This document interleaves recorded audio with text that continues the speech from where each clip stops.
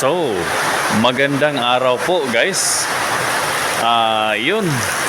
Sobrang malakas ang ulan dito sa amin ngayon, oh. Tingnan mo guys. Oh, andito nga lang ako sa loob ng room.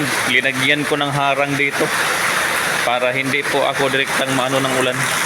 Sobrang ng ulan. Malakas talaga ang ulan. Yan. So, paano na lang kaya kung doon ako sa ibang room, malayo? So, walang klase ngayon guys kasi semestral break pa.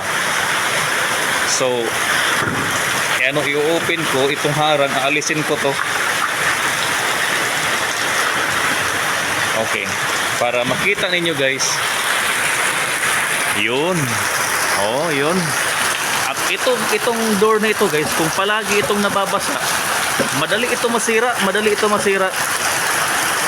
So, mamaya lang ng konti, basta makita nyo lang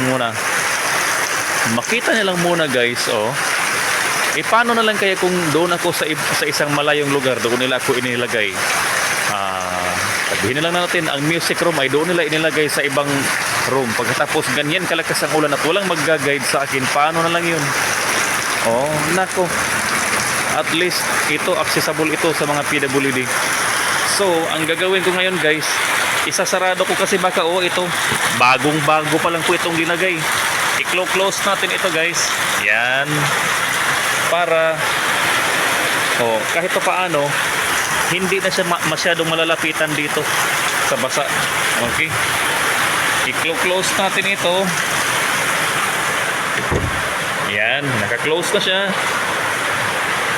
So as of now, wala naman talaga akong table dito sa sa loob ng room. Di bale, di man yan importante sa akin ang table. Ang sa akin lang na mayroon lang kaming mapapraktisan pag nandito ang mga bata, yung Rondalia Club nitong school na kung saan po ako nagtatrabaho. So as of now, dito po ako sa room. Maraming salamat po guys. This is just only a short video showing na medyo malakas talaga ang ulan dito sa amin.